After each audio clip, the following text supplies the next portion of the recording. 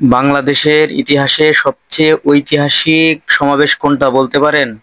চোখ বন্ধ করেই হয়তো অনেকে বলে দিতে পারবেন, ৭ই মার্চের বঙ্গবন্ধুর সেই ঐতিহাসিক ভাষণ। হ্যাঁ, এটা সঠিক ছিল। কিন্তু ১৯শে জুলাই এই সোহরাওয়ার্দী উদ্যানে বাংলাদেশ জামায়াতে ইসলামের ঐতিহাসিক মহাসমাবেশের আগ পর্যন্ত ১৯শে জুলাইয়ের এই ঐতিহাসিক মহাসমাবেশ সব রেকর্ড উলটপালট করে দিয়েছে। তারা প্রমাণ করেছে বাংলাদেশ জামায়াতে ইসলাম কতটা জনপ্রিয়।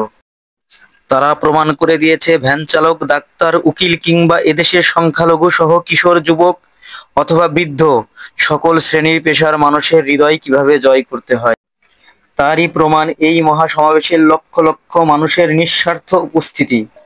যেখানে দেশের বড় বড় রাজনৈতিক দলের সমাবেশ টাকা পয়সা আর খাবার বিতরণ করে মানুষকে কাছে টানতে ব্যর্থ, ঠিক তার বিপরীতে ঐতিহাসিক নজির দাঁড় করিয়েছে বাংলাদেশ জামাতে ইসলাম।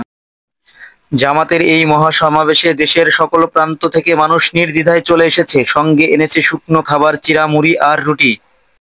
জামাতের এই মহাসমাবেশ চোখে আঙুল দিয়ে আমাদের জানিয়ে দিয়ে গেল, আগামীর বাংলাদেশ কোরআনের বাংলাদেশ, আগামীর বাংলাদেশ ইসলামের বাংলাদেশ।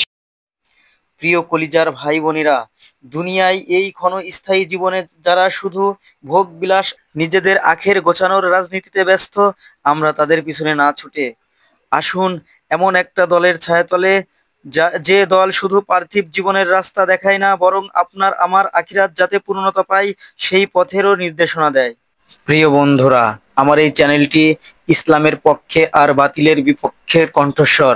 যদি ভালো লাগে চ্যানেলটি সাবস্ক্রাইব করুন, আর যদি ভালো না লাগে দেখতে থাকুন, দেখতে দেখতে ভালো লাগা ভালোবাসা তৈরি হয়ে যাবে ইনশাল্লাহ।